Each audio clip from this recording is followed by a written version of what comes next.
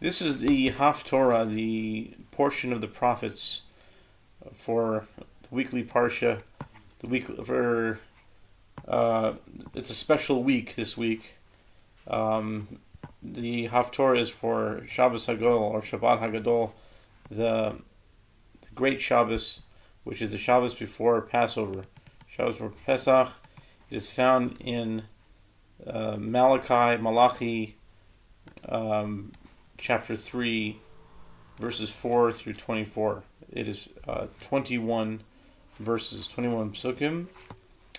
Malachi 3, verse 3. And he shall sit refining and purifying silver, and he shall purify the children of Levi, and he shall purge them as gold and as silver, and they shall be offering up an offering to the Lord with righteousness.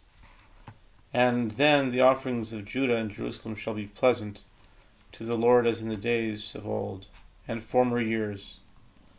And I will approach you for judgment, and I will be a swift witness against the sorcerers and against the adulterers and against those who swear falsely, and also against those who withhold the wages of the day laborers, of the widow and fatherless, and those who pervert the rights of the stranger, and those who fear me not, says the Lord of hosts. For I, the Lord, have not changed, and you, the sons of Jacob, have not reached the end.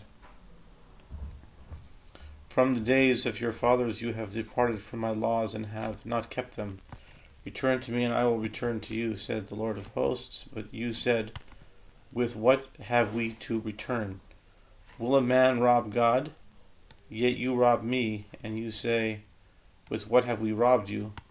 With tithes and with the truma levy.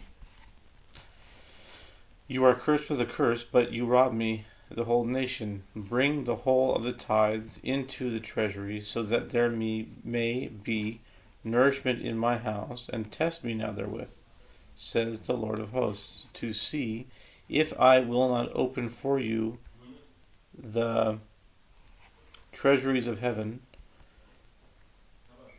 and pour down for you blessing until there be no room to suffice for it.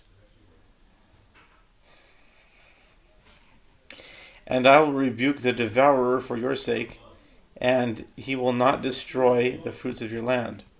Neither shall your vine cast its fruit before its time in the field, says the Lord of hosts. And then all the nations shall praise you, for you shall be a desirable land, says the Lord of hosts. Still harder did your words strike me, says the Lord. But you say, what have we spoken against you? You have said, it is futile to serve God, and what profit do we get for keeping his charge, and for going about in anxious worry because of the Lord of hosts? And now we praise the bold transgressors. Yes, those who work wickedness are built up. Yes, they tempt God, and they have nevertheless escaped. Then the God-fearing men spoke to one another, and the Lord hearkened and heard it. And a book of remembrance was written before him, for those who feared the Lord, and for those who valued his name highly. And they shall be mine, says the Lord of hosts, for that day when I make a treasure, and I will have compassion on them, as a man has compassion on his son who serves him. And you shall return and discern between the righteous and the wicked, between him who serves God and him who has not served him.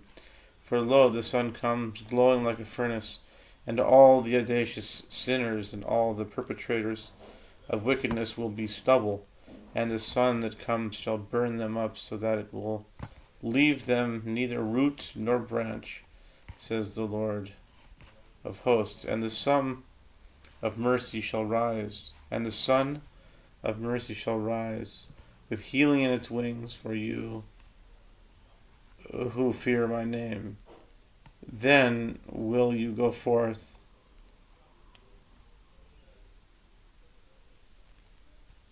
and be fat as fatted calves, and you shall crush the wicked, for they will be as ash under the soles of your feet on the day that I will prepare, says the Lord of hosts.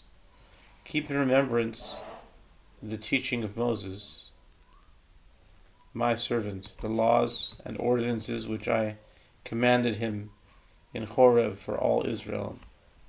Lo, I will send you Elijah the prophet before the coming of the great and awesome day of the Lord, that he may turn the heart of the fathers back to the children, and the heart of the children back through their fathers, lest I come and smite the earth with utter destruction.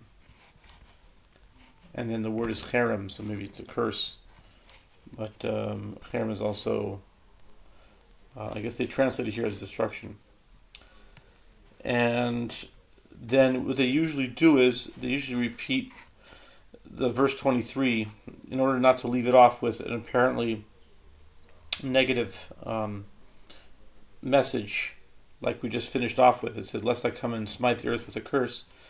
So then they repeat, Lo, I will send you Elijah the prophet before the coming of the great and awesome day of the Lord.